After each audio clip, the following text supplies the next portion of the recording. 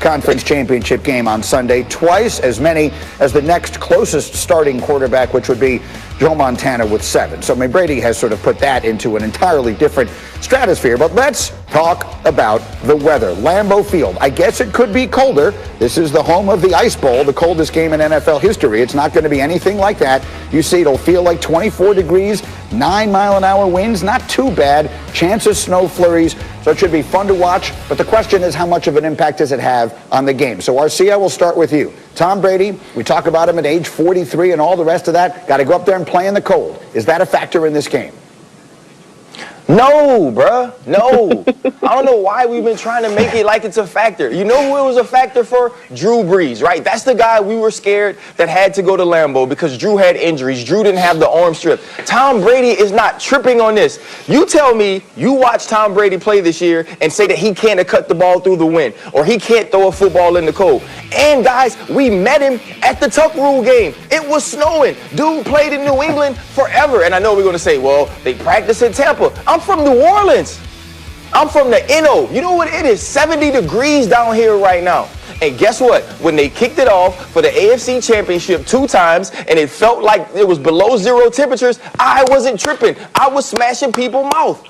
And so Devin White's not going to care. Leonard Fournette's not going to care. They're from Louisiana. Carlton Davis, who's went to Auburn, he's not going to care. And Tom Brady for sure ain't going to care. Dude done played in 14 of these.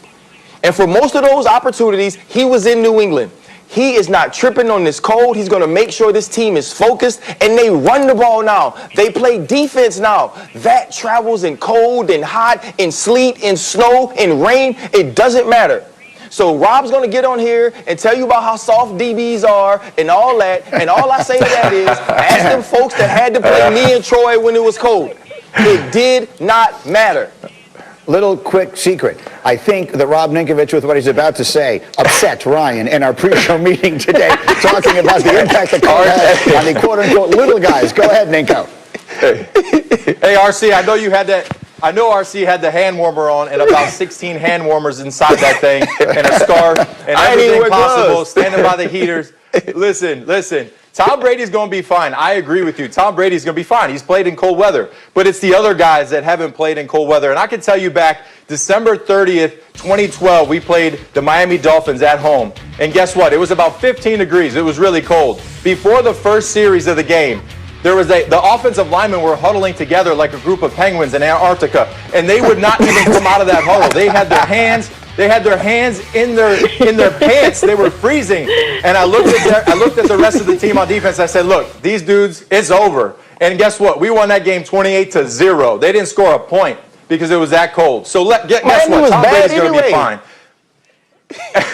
But guess what? The other guys on the team, it takes the team to win a football game. So cold weather, yeah, it can affect a lot of things. The kicking game, the passing game, if it's windy. Receivers bouncing the ball off their hands, volleyballing the ball up in the air for interception. We've seen it time in and time out. Guys can be affected by the cold weather, especially when you're from a southern state and you get off that plane.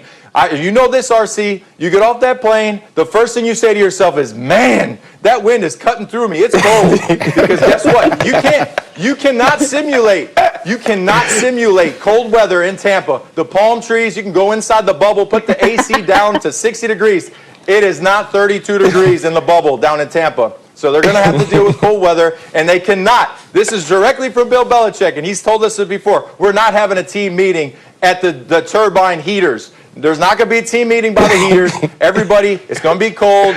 Put your stuff on. Go out there and play football. And if they can do that, they have a chance. This is your game, Kimberly. You're covering it this weekend. What's your perspective? Those poor Dolphins are sitting at home like, why is Rob calling us out on TV? For me, I'm covering this game, so I'm going to let you know right now, it will affect me when I'm doing all my pregame TV hits and my face freezes, okay? But Bruce Arians isn't worried about it. Bruce Arians is not worried about it. He mentioned the wind is the only factor that could affect the game, but with 9 miles per hour right now, I don't see it being an issue. They've got too much is at stake for these guys to let weather bother them. That is a great graphic. Kudos to whoever put our graphics up today. Kimberly Martin, cold will affect me at Lambeau Field. I like that very much. So we know we can settle one thing for certain. It is going to impact the people working the game from the sideline. Yes. Okay, so we have what exactly needs to happen between now and then to confirm that Mahomes is eligible to play on Sunday? Well, Greeny, you heard Andy Reid basically say that he feels great about where Patrick Mahomes is at. And basically, if you think about the NFL concussion protocol, there's 5 stages to that. Mahomes basically between 4 and 5 right now. I anticipate he'll probably get cleared by the Chiefs trainer today. Then the big question is simply the independent neurological examiner. Mahomes can say, and he does say, that he can feel as good as he wants, but not until that independent examiner says that he is back to baseline and fully capable of full contact can Mahomes step back on the field in a game situation. We do anticipate that will happen. The Chiefs are planning for it to happen, but not until that examiner gives the okay will we know that Mahomes is back on the field. So the Chiefs are planning for it, and that makes sense. Given all the uncertainty, though, how are the Bills planning for this weekend? Chad Henne's name has not been mentioned in the Bills facility, and that's not because they are offended by Chad Henne. They simply are not preparing for him at all, Greeny. They know that this is the Patrick Mahomes show. They are preparing as such, just as the Chiefs are. So as much as we all understand the importance of getting through the concussion protocol, Greeny, I think we all know what's coming next. I think that's exactly right. Up before the sun is my man, Jeff Darlington. Well done. Thank you, Jeff. Let me bring the crew in here, and let's start talking about this game. We've got Kimberly again, Ninko, and RC. And Rob, let me start with you.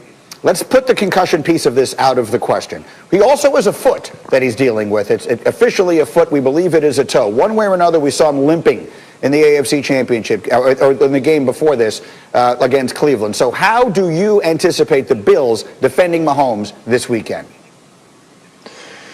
Well, you can't be scared, that's for sure. So the Buffalo Bills are going to have to get after Patrick Mahomes. And when I say that, breaking the pocket, making him uncomfortable in the pocket.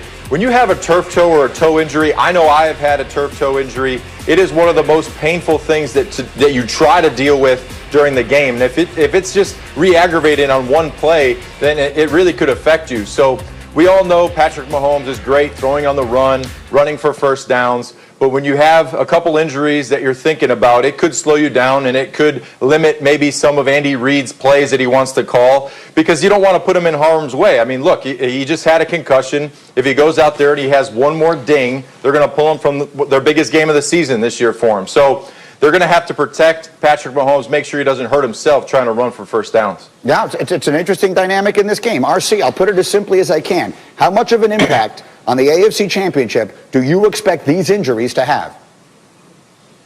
I don't think they'll have a big effect. And listen, and Rob said, don't be scared, don't have fear. Man, you better be scared. You better have fear. That's Patrick Mahomes. You ever seen a scared raccoon? They fierce as hell. That's how they need to act. They need to get after him. They need to make him move, get him off of his spot. But Patrick Mahomes is not Lamar Jackson, right? He's not Michael Vick. You don't go into a game and say, you know what, Patrick Mahomes' mobility is what scares us the most. Now, he does get outside of the pocket. He does create second play opportunities. But it's about his arm. It's about his understanding of the offense. And it seemed even on that toe very early in the game, he was able to do that. And as far as the concussions go, you know what? Don't call speed option, Eric Bieniemy. Don't call speed option, Andy Reid. You do it like twice every 3 weeks anyway. So it's not necessarily a big deal as play calling goes. If you're the Buffalo Bills, you've done one thing right. You have not mentioned Chad Henne's name. You know why? Because if you prepare for Patrick Mahomes and you get Chad Henne, you're actually over-prepared. Don't trip. But the one thing you better be preparing to do is play the best Patrick Mahomes, a healthy Patrick Mahomes, and that Patrick Mahomes that can beat you. And I know Sean McDermott and Leslie Frazier have their team ready for that. Kimberly, what's the sense you're getting from people you talk to around the league leading up? You know, everybody expects Patrick Mahomes to play. I mean, and again, we've got to wait for him to clear it officially. But, you know, the Bills understand that this is a huge challenge. You know, it's possible that some of these guys walk into Arrowhead Stadium. You're about to face the Super Bowl defending champions. There could be a moment of like, is the moment too big for them? But when you talk to the Bills organization, when you talk to people like coaches and players, they say they're not worried at all. You know why? Because they have confidence in Josh Allen. He is the guy that everything about this team feeds off of him. He's the guy that makes this team go.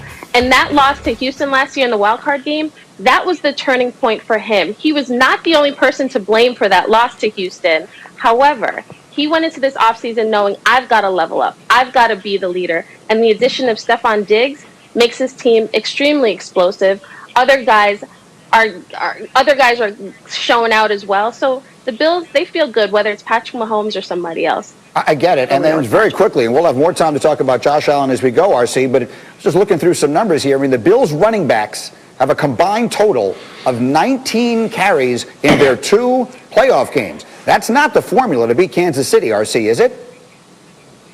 No, it's not the formula. We look at teams that beat the Kansas City Chiefs. They rushed the ball for 35 times, for 35 carries, over 160 yards. And you look in that second half, when Cleveland started to move the ball, they were thinking about the run. They were sticking to the run. So Josh Allen is going to have to be important to this game. Listen,